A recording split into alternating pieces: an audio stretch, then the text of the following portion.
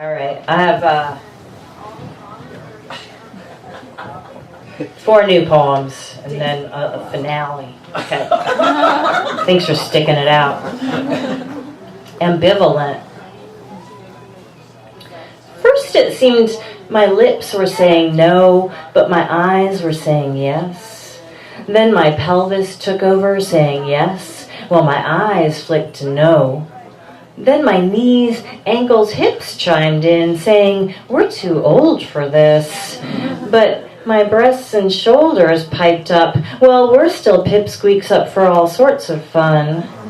But then one nipple said, nah, actually, count me out. And the other nipple joined that chorus, and my breasts sort of had to back them up. Meanwhile, my belly and my thighs were working up a yes, and my hips were softening in their no, ballooning upward. My throat said, in spite of itself. But somewhere a dark leaf was turning in my brain, and somewhere whole cities flew on autopilot through the night, and I didn't know whose disembodied hand pressed my sex, or if it was my own hand, or if I was a tourniquet tightening, and what of any of this was I responsible for, and to whom?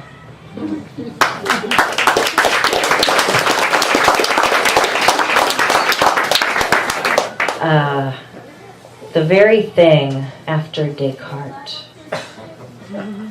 I listen to my body, but she doesn't always know what she's trying to say. For example, once, so horny I thought I'd die, I resisted calling the person I felt could help me out of my condition for a whole host of reasons. Instead, I cooked dinner and found that after I ate, the feeling was much less. So in that case, I learned a valuable lesson, or a dirty trick, depending on one's perspective. Another time, let's be honest, most of the time, I want to masturbate, but my body says, ugh, don't touch me. I want the release only coming can bring, so I haul out the lady jackhammer and bust up the concrete of my body's refusal. It's not rape if you do it to yourself. Even if you say things like, relax, bitch, it's for your own good. Someone has to make the tough decisions.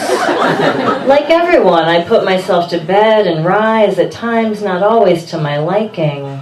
A body at rest when the alarm shutters on tends to stay at rest until she's bribed, cajoled, or otherwise compelled to work. If allowed to be lazy, the mind may follow suit and start to wonder at the very idea of work. If everything stopped, where would we be? We would be in a Twilight Zone episode, a Neruda poem, a snow globe. We would hear the flapping in our chest, the only sound for miles. We would have the moment, but you can't eat the moment. You can't retire on it. The moment earns no interest. When I turn an inner ear to her, all she does is moan darkly. She is the very substance of complaint.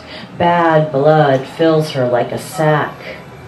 We are 2 wet sacks exchanging fluids, which is still the dangerous thing. It just so happens I understand her language sack where it seeps against my language sack, darkening it. I'm not such a monster. I too have complaints. But I can't allow her to drag me down. One of us has to be strong. She is by now a heavy, heavy blood sack. I cannot lift her on my own. She must somehow be made to pull her own weight. Let's try kicking her down this steep hill, whereby her inertia is the very thing that makes her move.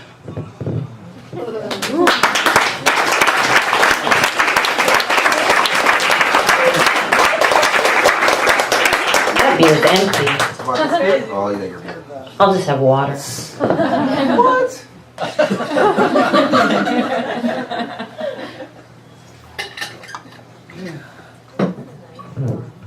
All night I've been afraid to move my head because it's a heavy thing, but now I'm like, I think it's okay. I think it's going to stay put until I need it to not stay put. 2 more of these. Arkansas snake fuck. Jovi gave me the name for this poem. It's not about her though, just to be clear. She's married. In tearing myself off of you, I leave a big chunk of myself sort of hanging off your midsection. There isn't time to go back and pry it off, so we leave it that way. In getting dressed, you find you have to use the last hole on your leather belt to fit it around your new thickness. It's never had the steel prong pushed through its aperture before, and it feels tight, like fucking someone's ass after getting used to the pliable silk of their pussy. And soon you're getting hard again, thinking about fucking my ass, though we haven't done that yet. Meanwhile, I'm sort of delighted by how light I feel, torn open and insubstantial, leaking out important fluids and organs, but so slowly I'm not dead yet. Only vaguely aware of death as a possible result of being so permeable. The flaps of my skin where the rest peeled away are fluttery and agitated, the way manta rays look moving through water, punctured lung things groping for breath. My friend from Arkansas tells me lighting a cigarette off another cigarette is called a snake fuck. And both of us know by now a snake slithered out of its own dead skin is still that snake. What else can I say, if anything, to comfort you? To convince you we can keep this thing going, burning end to burning end, even when it hurts. All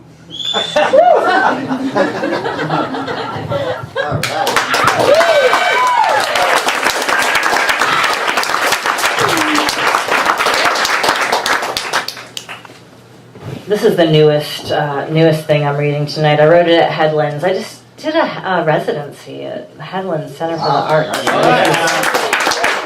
Incredible. This is called Safe Word.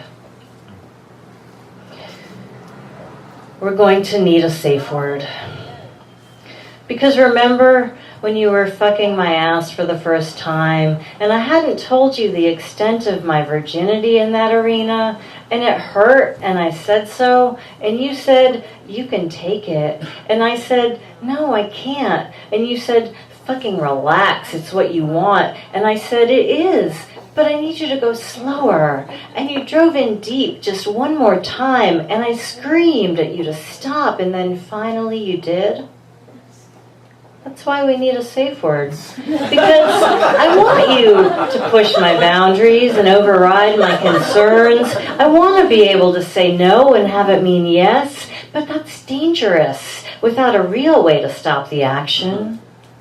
I don't mind screaming bloody murder every time you fuck me, but you'd rather I not be so loud I scare the planets out of the solar system. The heavens, I almost said. Also, one of your neighbors might call the cops on us. Some safe words I've had in the past. Cheesecake. Garfield. Ganja. But I'd like to pick a new one that's not so laughable, that I might actually use.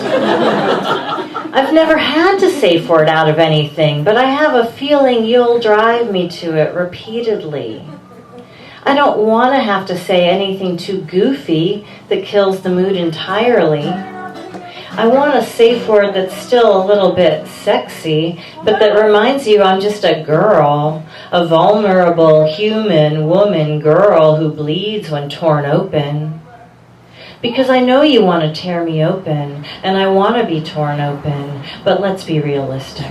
We both want to refrain from sustaining any real injury. We both want to avoid having to explain ourselves to hospital personnel or to police. Some words I have thought would make good safe words. Mississippi. Gonorrhea. Jerusalem. Manicotti. My Pretty Pony. Aardvark. Switzerland. Marie Antoinette. These are all words that are unlikely to come up during sex. They are all fun to say, but they are all still a little goofy. Some of them might be complete boner killers, like for the rest of the night, especially My Pretty Pony and anything to do with Israel. I'm not sure I could bring myself to say any of them out loud in a sexual context, even if I needed to. So perhaps they will not do. Part of me is tempted to suggest we just say uncle, but that doesn't seem personal enough. It belongs to the little rascals and to everyone. Mercy is better, but mercy is like no. Sometimes I want to beg and beg for it to no avail. Actually, looking back at the list, I think Marie Antoinette is quite good. For one thing, it rolls off the tongue, as if my mouth has been longing to say it, but waiting for the right occasion. For another thing, she is sexy, or at least Kirsten Dunst was when she played her in the movie. The third thing, of course, is the accrued meaning of the guillotine, the chop, after which there was no Marie Antoinette. And perhaps this is what we both need to be reminded of when you're fucking me, when I'm dying for you in a purely symbolic way, before you die for me in a purely symbolic way. Perhaps we need to be reminded of our mortality. I was Marie Antoinette for Halloween one year, and then another year, and another. It was a nice way to practice my French. I served cake that first year while working the express lane at the co-op. I still have customers who call me Marie and ask after me en français. And I went to protests dressed as her, city council meetings where they were discussing budget cuts to schools and arts organizations, and I went with my signboard that said, "Let the children and the artists eat cake" on one side and "chop chop" on the other. And once I went to visit my lover at her work, still dressed as Marie because I was coming from a city council meeting, and tried to get her to bend me over her desk in her office and give it to me under my petticoats. And that was maybe when she decided I was too crazy and not for her, the executive director of a school for gifted children with rich parents. But the kids loved me that day and took me by my white-gloved hands over to play with their pet goat, because a school like that always has a pet goat who tried to eat my gloves. And I remembered that Marie herself used to like to play shepherdess, and that, maybe, was her true calling. And she just got unfortunately caught up in all that bullshit about being queen. I'm so glad you're here now to hold me down after all that bullshit about my being queen.